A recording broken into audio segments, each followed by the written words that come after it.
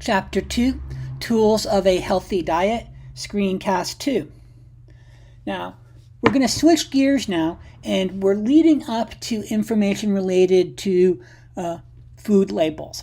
And I'm hoping that many of you already take the time to read food labels because they're there for a reason, and it is an especially important tool when we're considering nutrition. So first, we need to talk about daily values. There are 4 groups which daily values are set for: infants, toddlers, pregnant and lactating women, and people over age 4. Now, there's 2 dietary standards that are used to make up daily values: reference daily intakes and daily reference values. So you need to be comfortable in differentiating these 2 from each other because they are different. Here I kind of have them side by side. Reference daily intakes, they're set for vitamins and most minerals, and all of them have established nutrient standards.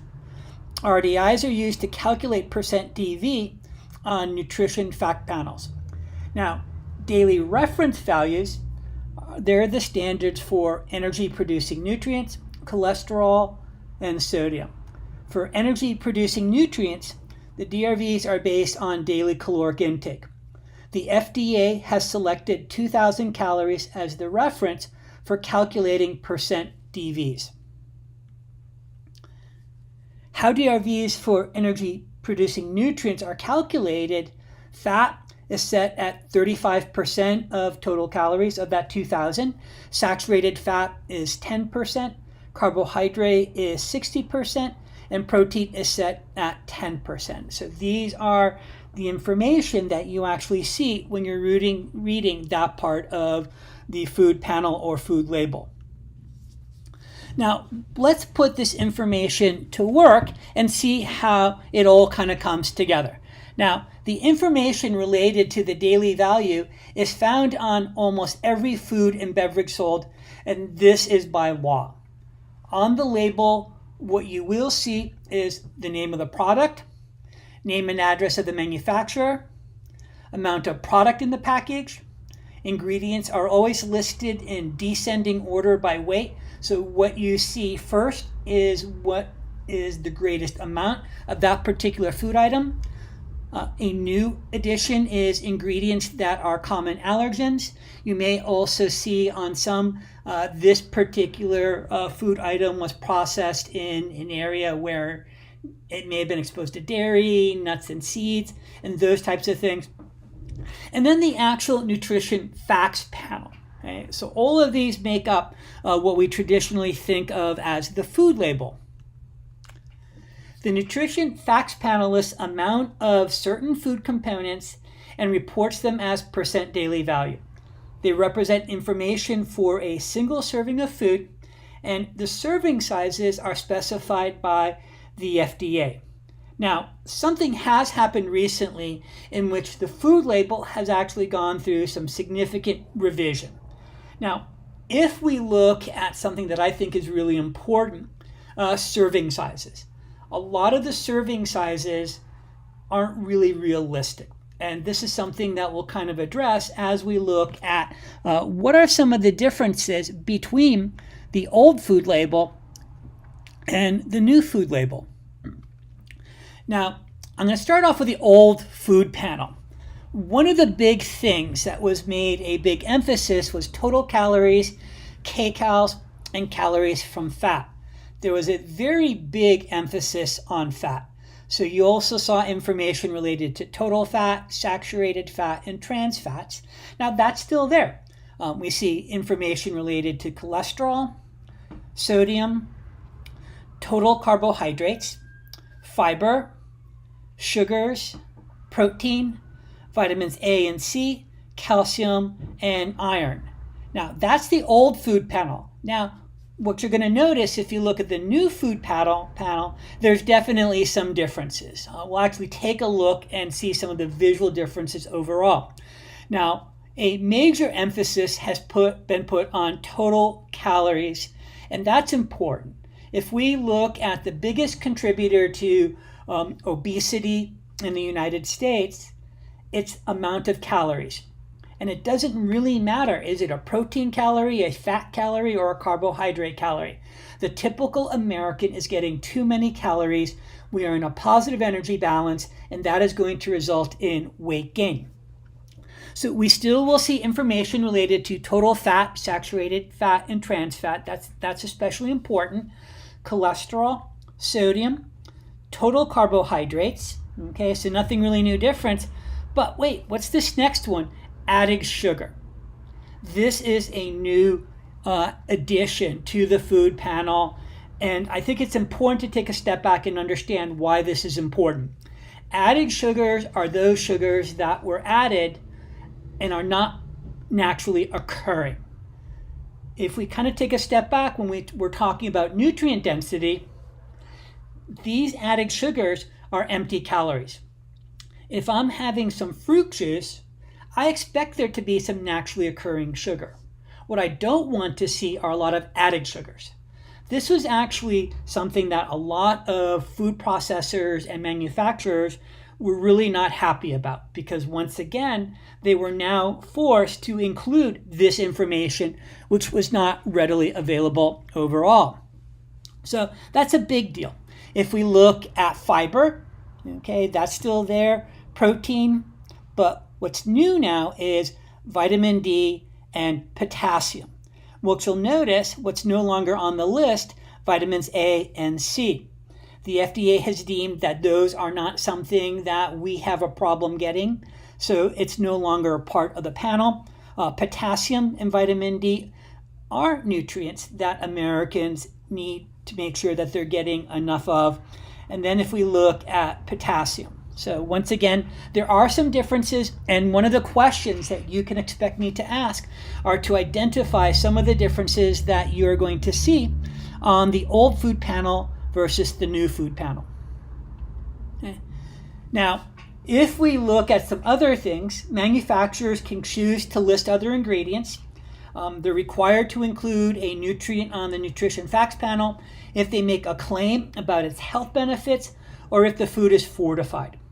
Now, the other thing that we won't see on percent daily value is protein. Protein deficiency is not a public health concern in the United States, so you're not going to find that. Okay?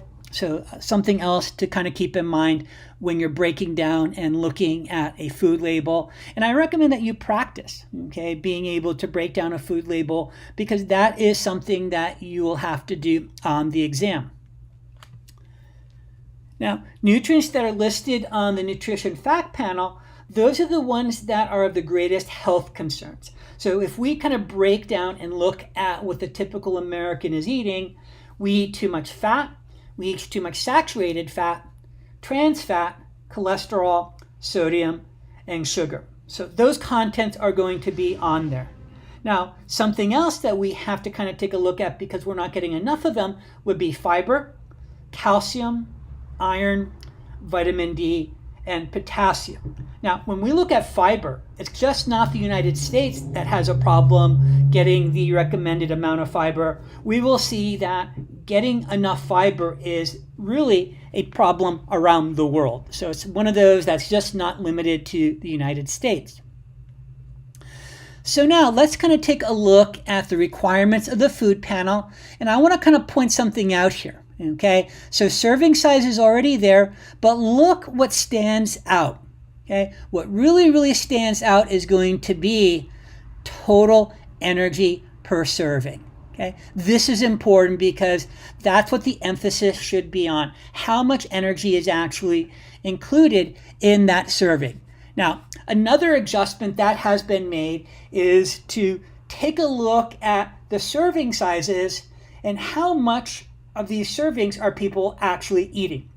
When I was in school, I basically used to follow the philosophy, one container, one serving. If you look at mac and cheese, okay, mac and cheese for many of us when we were in school was not a side dish, okay, and generally on the old food label you would actually see 4 servings per container, and depending upon the food item, that has changed. Okay, so I think it's important that they looked at, are these serving sizes really reflective of what people are really eating. And serving sizes have increased. So this is something that they paid a lot of attention to. So really take the time to go over this particular diagram because there's a lot of information on here, and it is important that you're comfortable with why it's there, what is there, and so on. Now here, if we look at one serving micromac, all right, overall, we're looking at calcium percent daily value, and overall, as far as how much fat, what the fat allowance was used. So once again, looking at these food labels, we can actually get some really important information that is important for us. So here we can actually see a comparison, and this is a little bit bigger, so we can actually make an idea which of these is probably better for us and what has more nutrients for the most part. So if we look at the left, we see something that has a lot of calories, so 390 calories versus 230. Notice the serving size is the same, okay? So we're looking at percent daily value. Total fat, 18 grams versus 4 grams. So once again, being able to compare food items, but one of the biggest changes, as I indicated before, look at the large font that they now have for calories per serving. We really want people to get an idea of how many calories you're ingesting, because as I said previously, the real issue that we're seeing is the typical American is getting too many calories. Now, there are some other claims that can be found on food labels. Now, there are regulations that must be followed for these. Now, the general types of claims that you can see, a nutrient content claim, health claim, and structure and function claims. So let's kind of take a look at those. Now, a nutrient content claim describes the nutrients in a food. A health claim describes a relationship between a disease and a nutrient food or food constituent. So there must be scientific agreement that they are true and must use a may or might qualifier. A perfect example is if you look at Cheerios. Cheerios, because of its high fiber content, there is evidence that it may decrease overall blood levels of cholesterol. So that's a really good example that you might see. Structure or function claims describe how a nutrient affects body structure or function. Now, the FDA does not approve or authorize, and manufacturers are responsible for ensuring these claims are accurate and not misleading. So that's another important thing to keep in mind when we look at the claims that might be on a food label. Here, these are some examples of nutrient claims. So if we look at calorie-free, that's basically less than 5 kcals per serving. Fat-free, not really zero fat, less than 0.5 grams fat per serving. So here they're basically looking at some important nutrient claims, and we've seen them: reduced, low, fat-free, etc. Those are really good examples of some of the nutrient claims that you might find on a food label. If we look at some others, might be high, rich, or an excellent source, good source, contains, provides. So once again, I'm hoping you get the idea of what some of these actually stand for when you look at them.